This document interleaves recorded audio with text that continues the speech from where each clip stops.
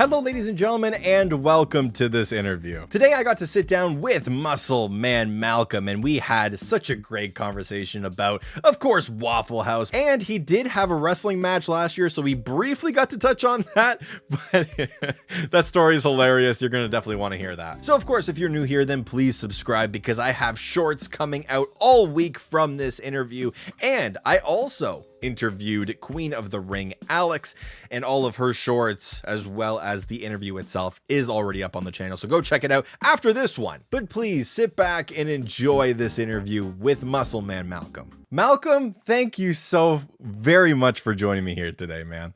What's up, dude? How are you? I can't believe we're doing this finally. It's been a year in the making, and we finally got it.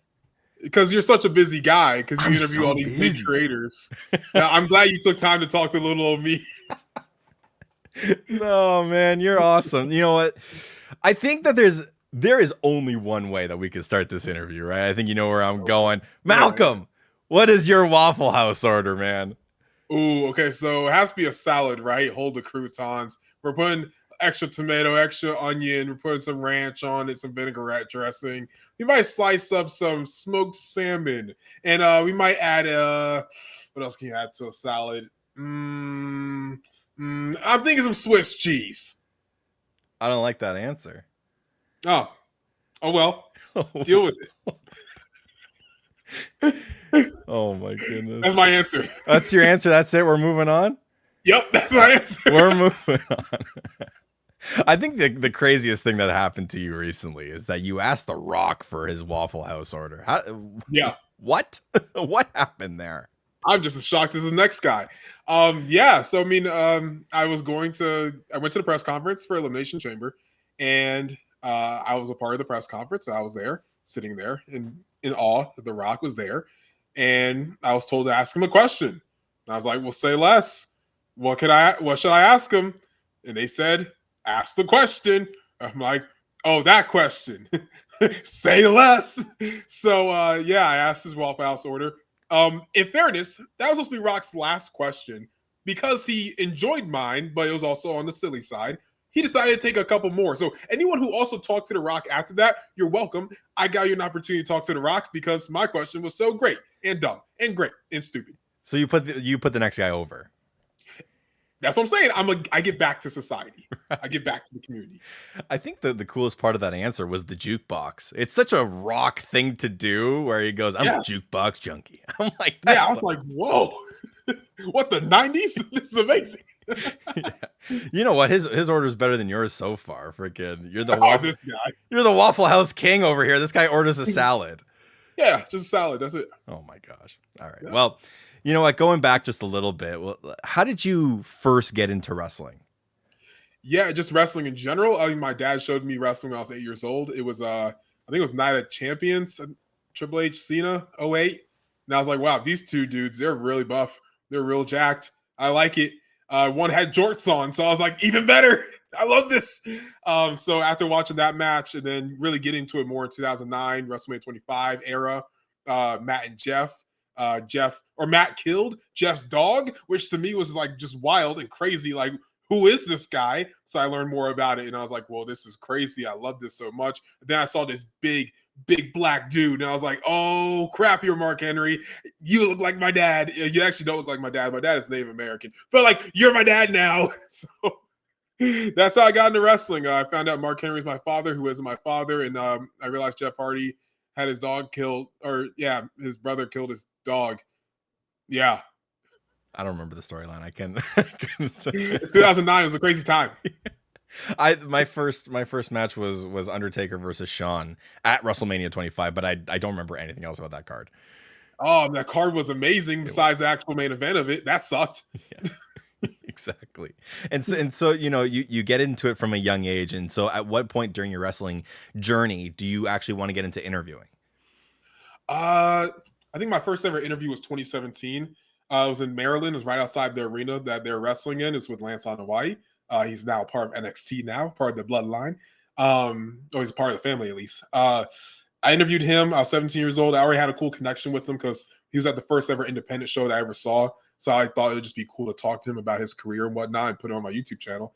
Then we just kept going from there. Interviewed some other cool people. Eventually, during the pandemic, moving on to 2020 now, I had Roxanne Perez on. She was still Roxy. I had Chris Bay, and I had Leo Rush. Those 3 interviews did great for me, and it kind of launched me to a point that I could then ask other companies for other, cool people. I had some good conversations with the NWA, got Nick Aldis a few times, and it all just started working out for me. It's so cool how the 1 interview or 2 interviews at the beginning, and then it starts to snowball all the way down.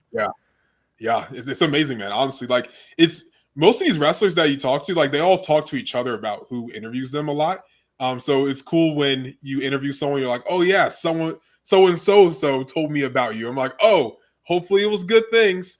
Who is the coolest person that you're like, who I am?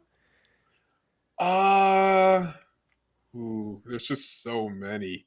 No, I'm kidding. Wow, this guy over here. Get a load of this dude. Let me think. Coolest person. I don't know if I ever really had that moment because I really try to I just introduce myself very quickly to everyone. I never want someone to assume that they should know who I am first because, I asked The Rock a Waffle House question, so you should obviously know who I am. I'm very quick to introduce myself to wrestlers because I don't want them to ever assume that I'm egotistical, thinking like, oh, well, you should know me because I did this. So I usually just introduce myself very quickly. So maybe, I don't know. I can't even think of a name off the top of my head. Look, Tony Storm. Why not? That's a cool name. Yeah. That's a cool name. I remember, I love how she did the, you asked your question at the AEW show, and she Malcolm, and then she walks off, and then we're doing a bit. That's so great. It was hilarious. This whole interview is not going to be about Waffle House, I promise. But like, where did that start? Like, what was the first guy that you asked? The first clip I saw was with Jey Uso. Yeah, that's the one. Yeah, Jay's the first one. So, in general, just knowing about like how the family likes Waffle House, because during that summer, so summer of 24, I was doing a documentary on Lance on Hawaii. So we would always go to Waffle House after the shows, or usually for the most part, go to Waffle House after the shows. So obviously knowing that, and then hearing like Sami Zayn tell Jey Uso about Waffle House on SmackDown, the backstage segment, I'm like, oh, they like Waffle House. So I asked Lance about it, and like we're like, okay, so everyone likes Waffle House. I know this is Jay's thing. He did a promo saying he wanted to take Rhea to Waffle House. So I was like, well, I got Jay right here. I'd be a dummy to not ask him. Let me ask him. And then because that worked out, it did so well because that's obviously his thing as well. I just started asking everyone else because I was like, let me ask Tony D'Angelo. And he gave a good answer. Let me ask Omos, and he gave a terrible answer. He said like IHOP, and that's yuck. Ask AJ Francis and Steve Macklin and Al Snow and all these other cool people. So it really just became like, this is a question that I feel like, is it so wrestling based? Because wrestlers get asked a lot of wrestling questions. So why not ask them something that's not really about wrestling, but kind of still is, you know? So that's the point of Waffle House question, just to have fun. It's just fun. I want to thank you so much for this interview. I'm kidding. The end right there. Thank you for the clip. Yeah, exactly.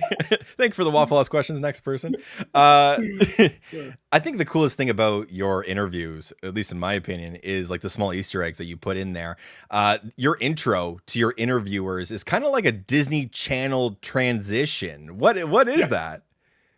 Dude, I feel like my entire channel is based around the fact that I like watching like Disney shows. Like I'm into that kind of stuff. Like I like all those kind of energy. Like, so that's the kind of energy I try to give to all the interviews. It's very Disney Channel like. That's why people draw to my energy so easily, because like it's something that a lot of people can kind of relate with. They see it on television at some point. Yeah, so I mean, like, my intro is Big Time Rush. You know, something throw at you. I knew it. You know, everybody wants Big Time Rush. If you did it, then, you know, figure it out. If not, maybe it's just a little catchy tune or something.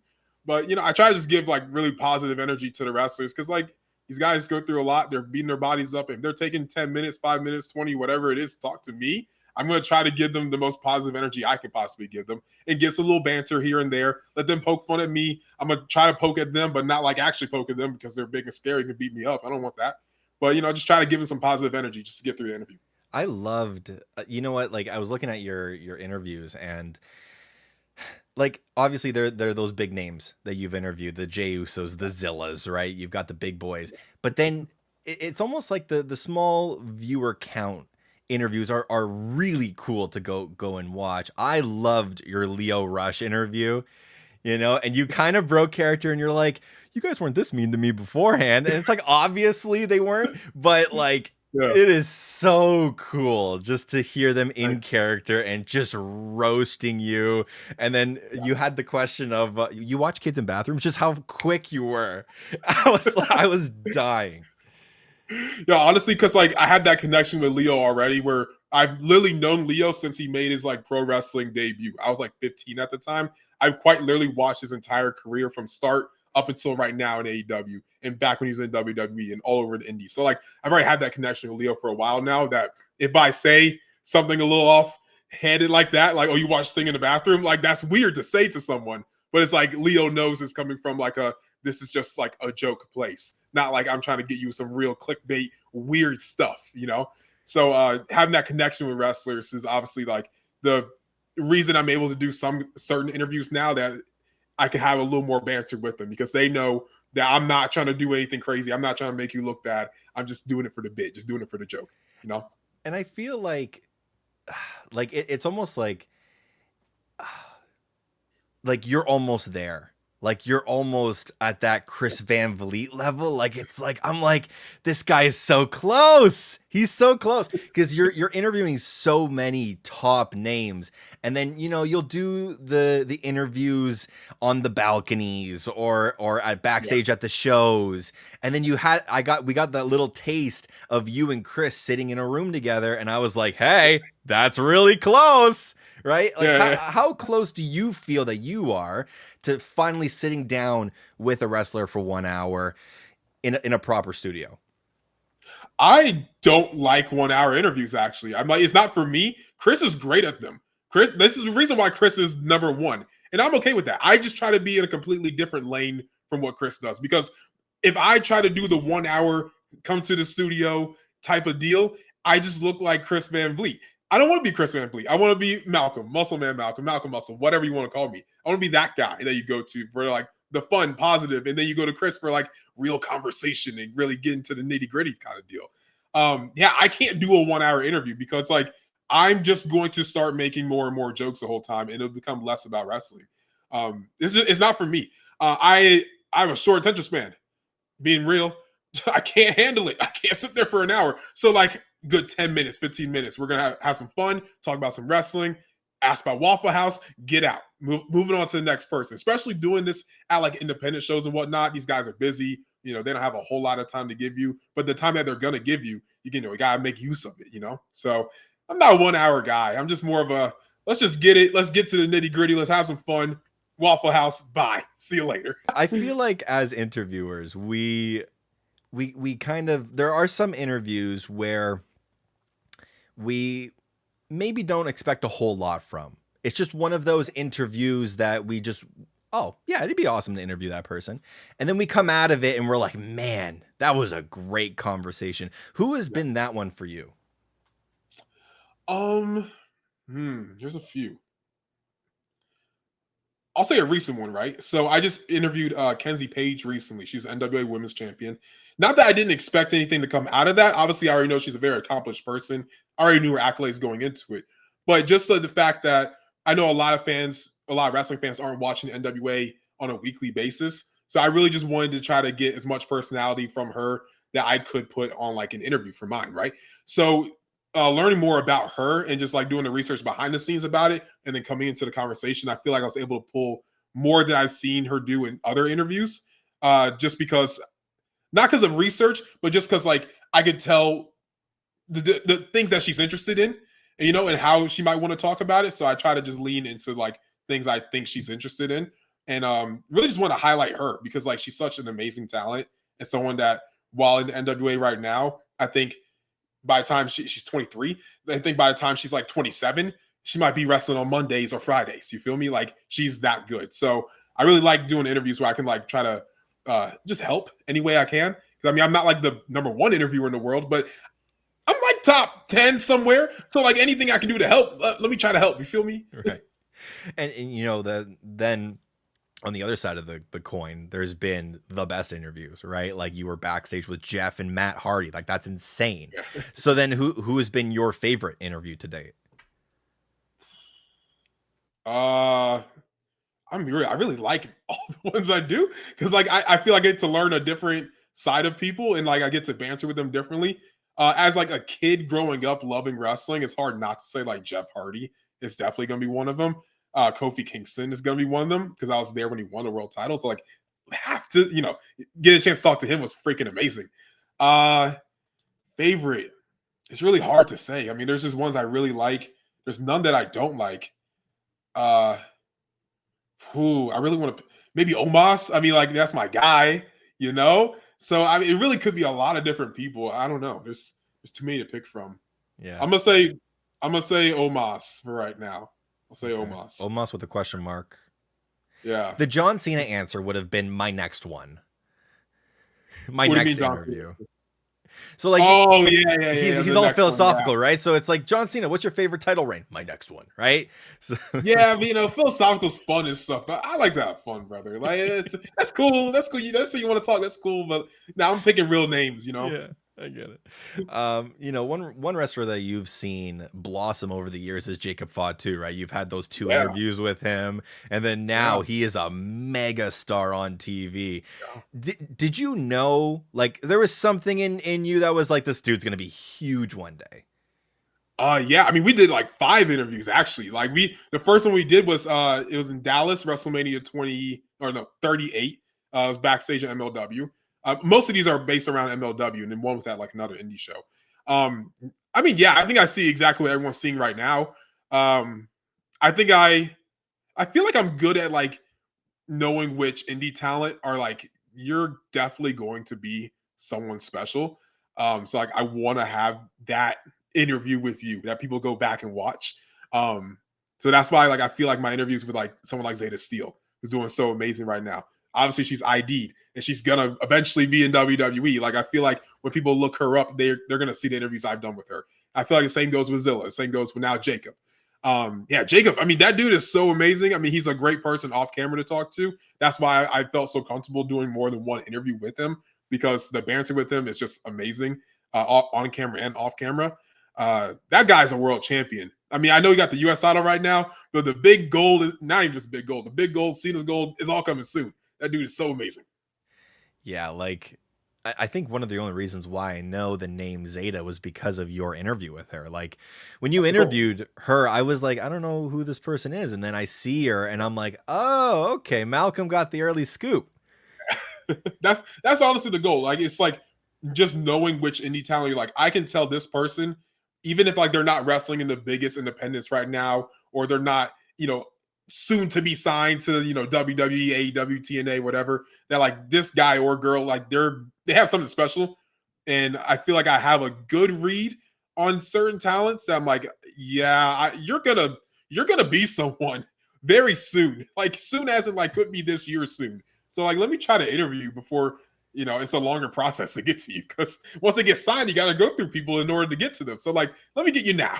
Let me pull up to this show that you're going to be at. Like, let me drive to Jersey. Let me go to Florida. Let me go to Texas to make sure I talk to you.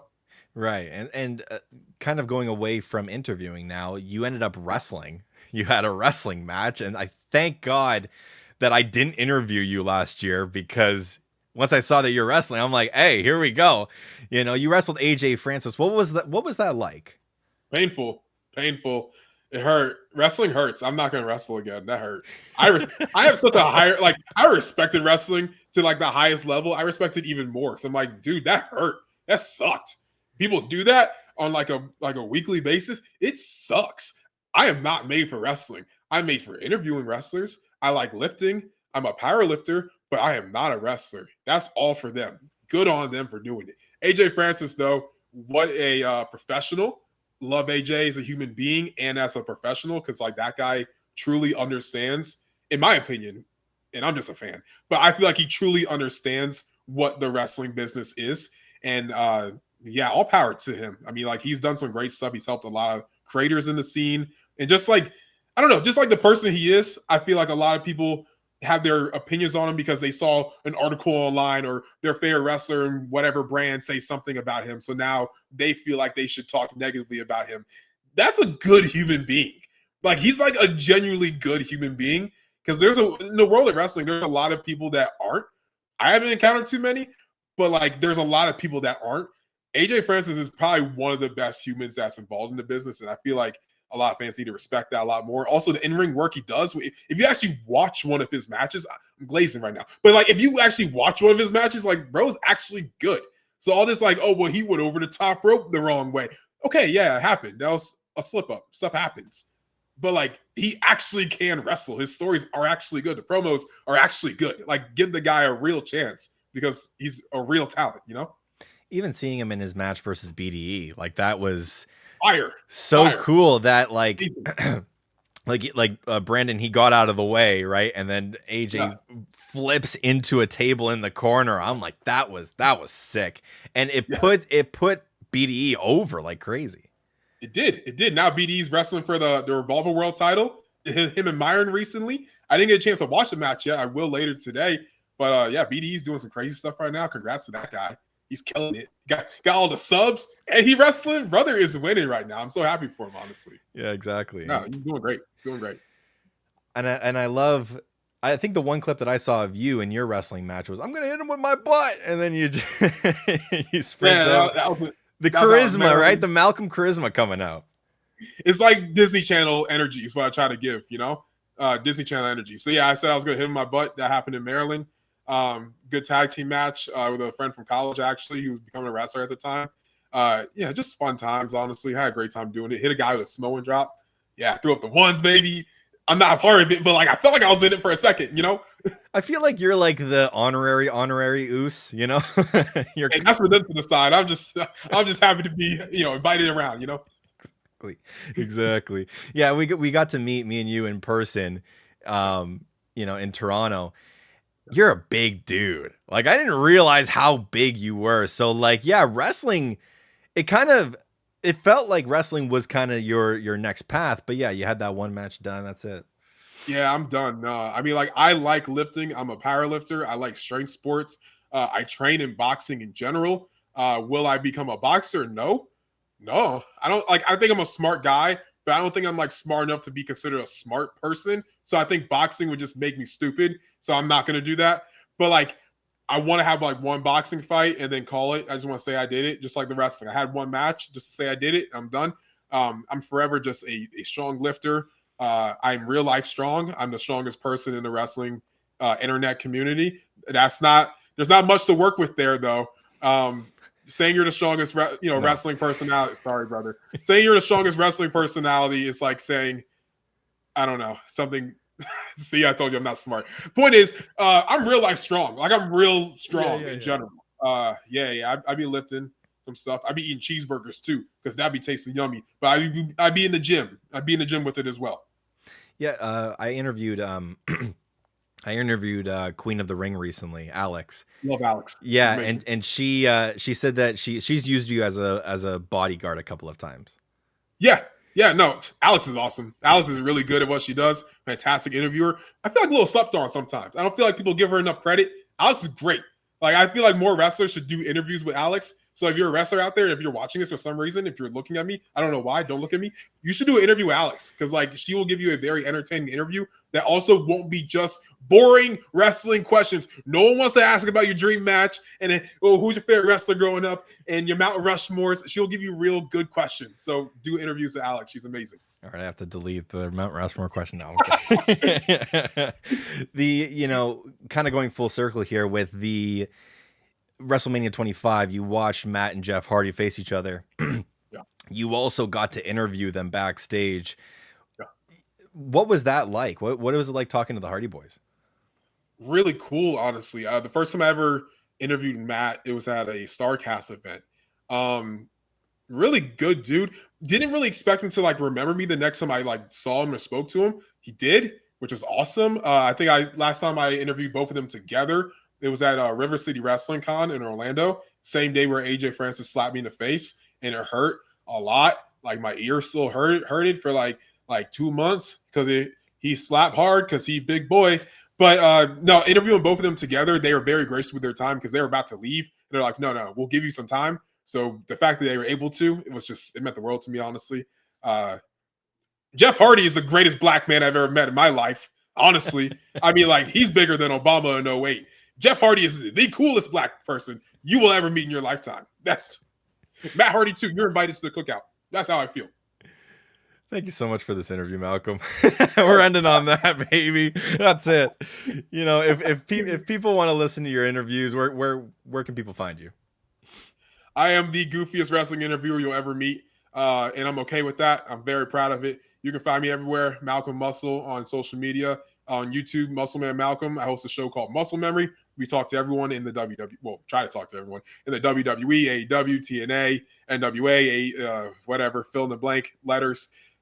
Indies. I do it all. We just talk about breakfast food and the graps and Mount Rushmores and dream matches and who they watched growing up. And I mentioned dream matches and Mount Rushmore. Those are just good filler questions. You should always ask those questions. Wrestlers don't hate those ever. Yep. Malcolm, hi. Thanks for your time, man. I really appreciate it. You too, bro. Appreciate you.